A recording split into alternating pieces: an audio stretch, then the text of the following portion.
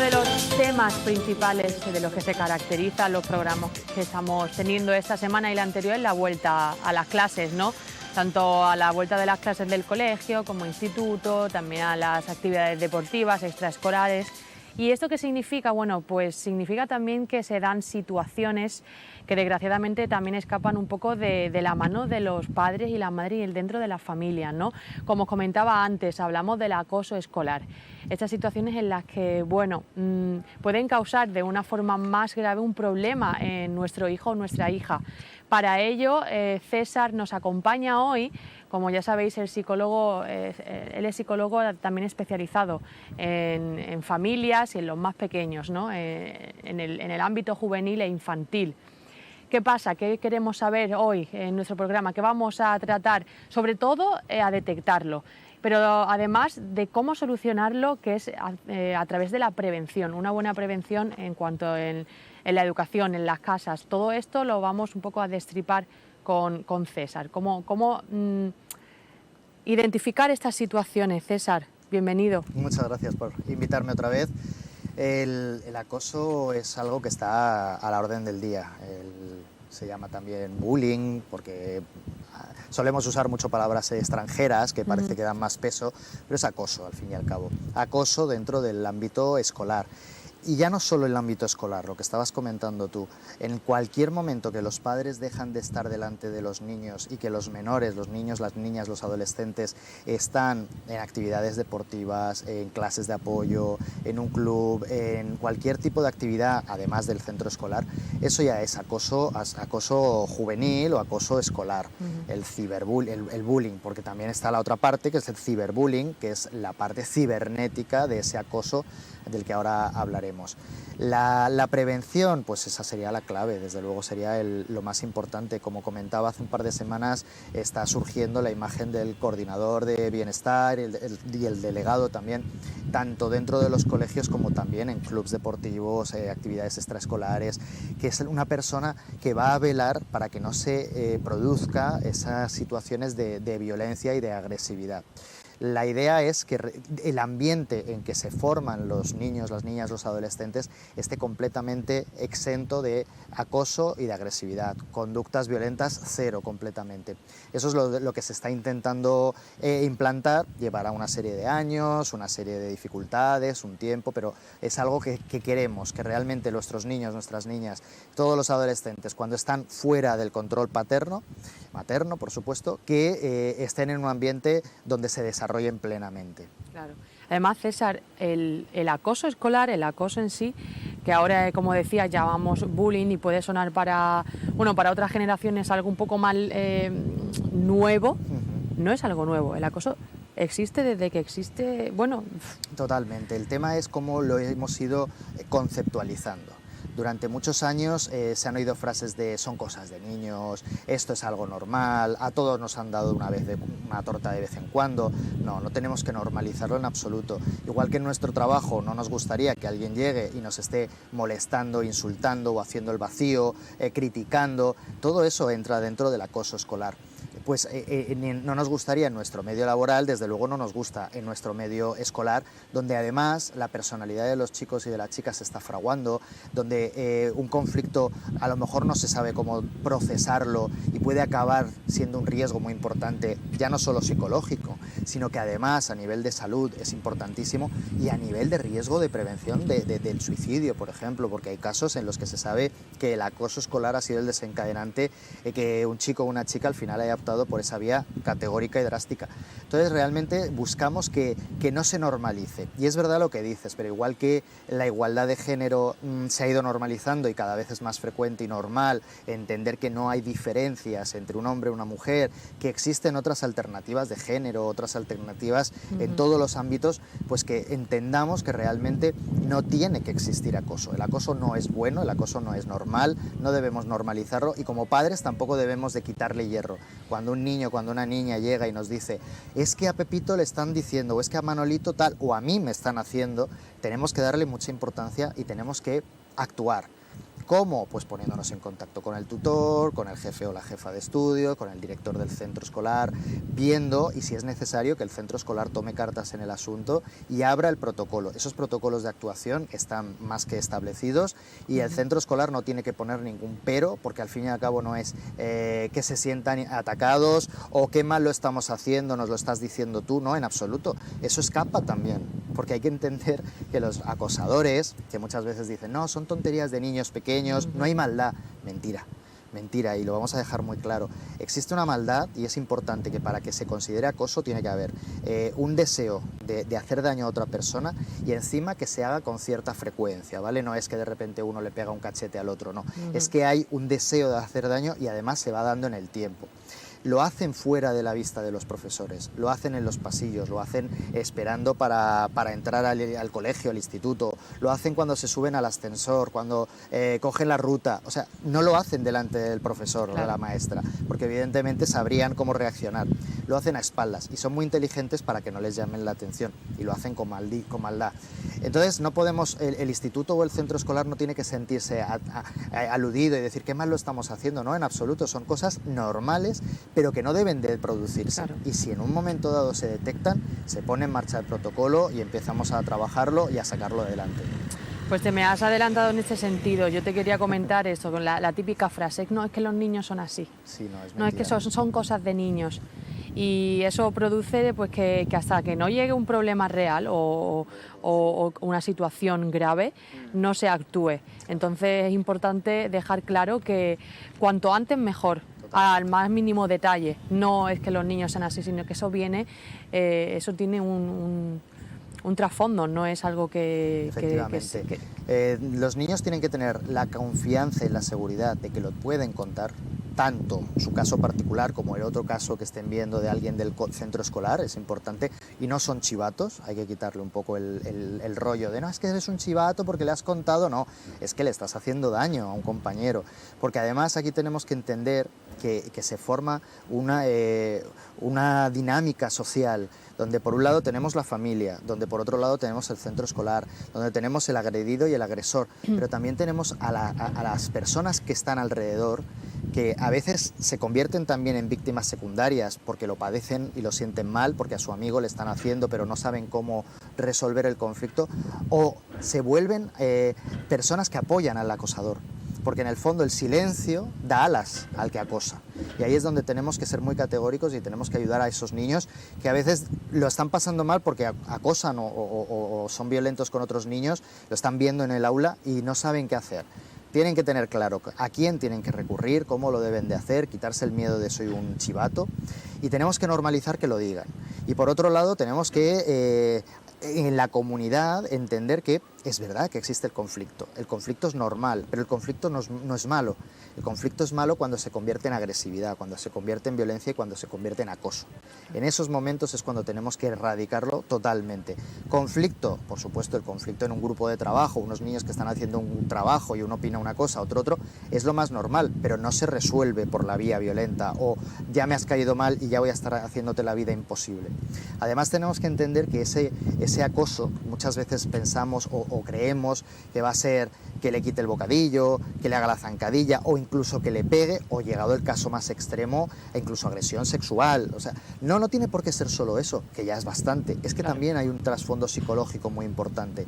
El conseguir que toda la clase se alinee contra un niño o contra una niña, o que le hagan el vacío, la luz de gas que se llama, que a lo mejor consiga crear un grupo que le insulten, todo lo que es esa tensión psicológica que acaba desencadenando en un trastorno psicológico serio y problemas para la salud, gástricos.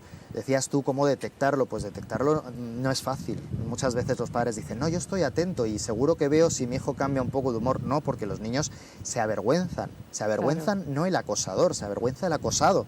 Siente que es culpa de él, porque todo el grupo diciéndole, como en el caso de este que ha salido en la televisión, Ethan, que eres gordo o que no vales para nada o que eres un inútil, todo ese tipo de insultos, luego toda la violencia física.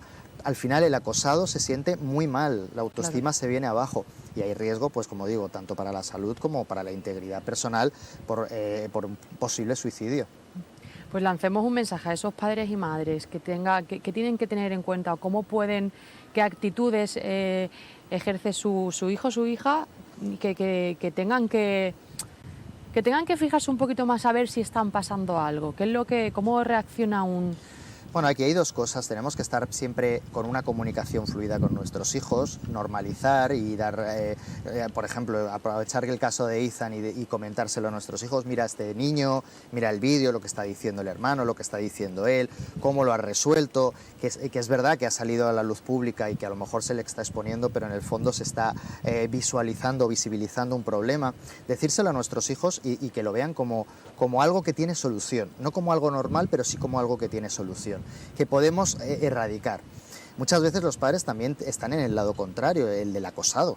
El acosador. El acosador, efectivamente. Claro, sí, ¿qué hacer si tu hijo es el acosador? Bueno, pues hay que entender que ese hijo no es que hayamos fallado como padre, pero la forma en la que está resolviendo los conflictos no es adecuada y tenemos que darle pautas. Lamentablemente lo que sí que hay es mucha relación entre acosadores y problemas familiares, familias desestructuradas, con violencia interna dentro de la familia. Entonces a veces ahí ya es un plus de complejidad, porque ahí ya nos encontramos una familia disruptiva donde trabajar es mucho más complicada, pero no siempre tiene por qué haber habido violencia o un acoso dentro de la familia o incluso agresión Claro. en fin, Hay no otros factores como por ejemplo pues los videojuegos, ¿no? Que un niño, una niña que tenga influencias por otras partes, otros factores que no sean los de su casa. Bueno, la verdad es que los videojuegos está bastante estudiado y cada vez hay más estudios que hablan que esa vía de sacar la violencia, que parece que el niño que juega al GTA o que juega algún juego violento va a ser violento, no tiene por qué estar tampoco unido, ¿vale? A veces también el efecto llamada, ¿no? Como ahora se está hablando mucho de la violencia, Ethan ha salido y todo esto, eso va a generar más violencia. Bueno, hay unos factores personales, hay unos difíciles de prever, cada uno reacciona de una manera. Lo que sí que hay es pues una incapacidad para resolver los conflictos personales de una manera civilizada, lógica, pautada, resolver esos conflictos de una manera social. ¿Qué es lo que hace? Pues esa persona, acosador, ve algún rasgo diferencial en el otro niño, ya sea de altura, ya sea de nacionalidad, de rasgo, de lo que sea, y lo pone en el punto de mira y entonces empieza a acosarle. Pero eso tenemos que pararlo desde el principio, tanto con el acosado como con el acosador. El centro escolar tiene que estar muy concienciado, los padres tenemos que estar preocupados, tenemos que buscarle alternativas y existen alternativas. Y muchas veces se dice, no, es que el acosador podría dejar de ser acosado cuando quiera, en el fondo lo mantiene. A veces hay un poco un mito de eres débil pero puedes dejar de serlo. No, el acosado realmente llega un momento que pierde completamente la perspectiva del problema y no ve salida. Y muchas veces la salida, lamentablemente, es el suicidio. Tenemos que ayudarle como comunidad, tenemos que velar por la seguridad y protección de nuestros niños, niñas y adolescentes, y entre todos podemos evitar esto. No va a ser este año, por supuesto que no, pero a lo mejor dentro de una generación es algo que hemos conseguido erradicar completamente. César, ¿y se cumple un perfil concreto de niño o niña víctima de acoso? No existe un prototipo ni de acosador ni de acosado. Igual que tampoco existe un prototipo de violento o violenta en el ámbito familiar o en el ámbito social, laboral, la violencia de género. Realmente no existe un patrón, existen luego perfiles que más o menos se adecúan, que pueden tener. Se sabe, por ejemplo, que los niños que tienen más dificultad, por ejemplo, el medio social, niños, niñas que están en una escuela, en un barrio marginal, donde se normaliza la violencia, donde los conflictos se resuelven de forma violenta. Ahí es más fácil que haya un caso de acoso. Cuando el centro escolar no ha sabido responder previamente a casos anteriores de acoso, también es más factible que se dé acoso en cursos posteriores. Familias disruptivas, como digo, todo tipo de problemas con las drogas, conductas antisociales. Cuando ya hay ese tipo de perfil dentro de un niño, niña o adolescente, es más fácil que en el medio escolar también haya casos de acoso. Y que no se nos olvide también el tema del ciberacoso, que es gravísimo, porque estamos hablando de todo ese problema dentro del medio escolar. Pero ¿qué pasa ahora cuando además del medio escolar se abre completamente la puerta y ya te estoy acosando en tu casa a través del WhatsApp, a través del mail, a través de las redes de forma sociales? Anónima. El machaque, y aquí la creatividad es bestial. Uno se pone a leer la cantidad de formas de hacer daño a otra persona, desde suplantar su identidad en las redes sociales para poner en boca del acosado cosas que no dice, conseguir que otros le acosen a través de las redes sociales, fotos tuneadas, que es algo muy fácil a día de hoy, vídeos comprometedores. Bueno, es grandísima el abanico de posibilidades que se abren con el ciberacoso. Y hay que estar atento, y ahí, por supuesto, de nuevo, los padres tenemos que estar al cabo de la calle de qué ven nuestros hijos, dónde acceden los jóvenes, qué redes sociales frecuenten, ver qué es lo que están hablando en el WhatsApp.